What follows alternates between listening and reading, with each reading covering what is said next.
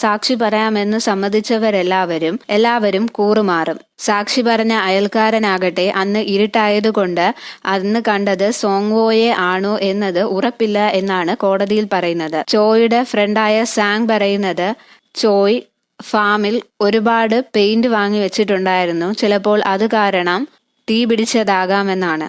അങ്ങനെ തെളിവുകളും സാക്ഷികളും എല്ലാം എതിരായത് കാരണം ചോയ് ആ കേസ് പരാജയപ്പെടും. അന്ന് വൈകിട്ട് ചോയ് സാങ്ങിന്റെ വീട്ടിലേക്ക് പോകും. മുട്ടുകുത്തി സാങ്ങിനോട് ഒരുപാട് കെഞ്ചുന്നത് കൊണ്ട് തന്നെ സാങ് അന്ന് നടന്നത് എന്താണെന്ന് പറയും. എന്റെ അമ്മയുടെ ചികിത്സയ്ക്കായി എനിക്ക് പണം ആവശ്യമുണ്ടായിരുന്നു. മറ്റു വഴിയില്ലാത്തത് കൊണ്ടാണ് ഞാൻ സോങ്വുവിനോടൊപ്പം നിന്നത്. ഇതെല്ലാം റെക്കോർഡ് ചെയ്ത് ചോയ് അവരുടെ വക്കീലായ തായ്സൂണിന്റെ കയ്യിൽ കൊണ്ടുപോയി കൊടുക്കും.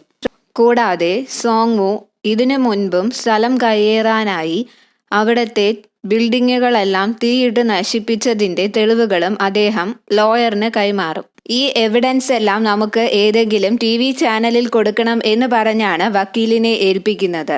ഇപ്പോ എന്റെ കയ്യിൽ കാശായി തരാനൊന്നുമില്ല, ഇത് എന്റെ കുഞ്ഞിന് വേണ്ടി പണിത വീടിന്റെ താക്കോലാണ് എന്ന് പറഞ്ഞ് താക്കോലും ഒരു ബാങ്കിന്റെ ബുക്കും വക്കീലിന്റെ കയ്യിൽ കൊടുക്കും. എന്റെ കുഞ്ഞിന്റെ ജീവിതവും ഈ പന്നി ഫാമിൽ കിടന്ന് തീരരുത് എന്ന് കരുതിയാണ് ഞാൻ ഇതെല്ലാം ഉണ്ടാക്കിയത്. എന്റെ കുഞ്ഞിന് വേണ്ടി ഞാൻ ഏതറ്റം വരെയും പോകും. അതുകൊണ്ട് തന്നെ സാർ ഇത് തൽക്കാലം വെച്ച് കേസ് വാദിക്കണം എന്ന് പറഞ്ഞാണ് അവിടെ നിന്ന് പോകുന്നത്.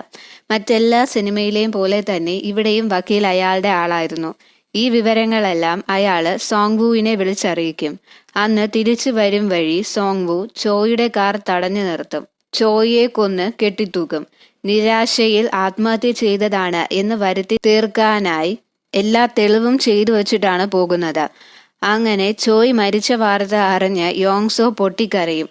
എന്റെ ഹസ്ബൻഡിനെ ദയവ് ചെയ്ത് രക്ഷിക്കണം, ഞാൻ എന്ത് വേണമെങ്കിലും തരാമെന്ന് പറഞ്ഞ് യോങ്സൂൺ നിലവിളിക്കും. അങ്ങനെ അതൊക്കെ കഴിഞ്ഞ് യോങ്സൂൺ വക്കീലിനെ കാണാനായി ചെല്ലും.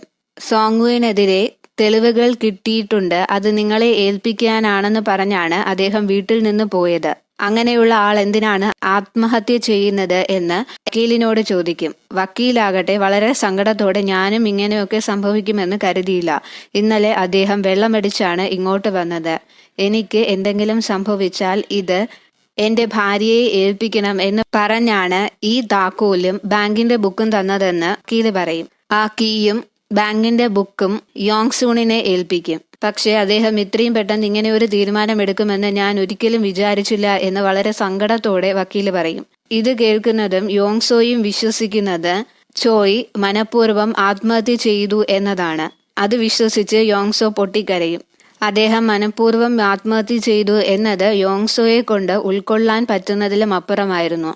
അന്ന് ഫാമിൽ ചെല്ലുന്നതും പന്നിക്കുട്ടന്മാർക്ക് ഫുഡ് കൊടുക്കുന്നതിനിടെ വളരെ സങ്കടത്തോടെ ഞാൻ കുറച്ചുകൂടി അദ്ദേഹത്തെ സപ്പോർട്ട് ചെയ്യണമായിരുന്നു. അങ്ങനെ ഞാൻ സപ്പോർട്ട് ചെയ്തിരുന്നെങ്കിൽ അദ്ദേഹം എന്നോടൊപ്പം ഇപ്പം ഉണ്ടായിരുന്നേനെ. ഞങ്ങളുടെ കുട്ടിയുടെ ജീവിതം ഞങ്ങളുടേതുപോലെ ആകാൻ ഞാൻ സമ്മതിക്കില്ല. അദ്ദേഹം എന്നെ വിട്ടുപോയെങ്കിലും ഞാൻ തളരില്ല. ഞങ്ങളുടെ കുഞ്ഞ് നല്ല രീതിയിൽ ഇരിക്കുന്നത് അദ്ദേഹവും കാണണം. നമ്മൾ ഒരിക്കലും തളരരുത്. എന്റെ കുട്ടിയും നിന്റെ കുട്ടിയും ഒക്കെ ജീവിക്കും എന്ന് പന്നിക്കുട്ടന്മാരോട് പറയും.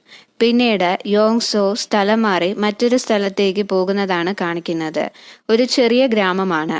അവിടെ യോങ്സോ ഒറ്റയ്ക്ക് ഒരു ഫാം ഒക്കെ സെറ്റ് ചെയ്യും. ഹാപ്പി ഫാം എന്ന് അതിന് പേരും കൊടുക്കും.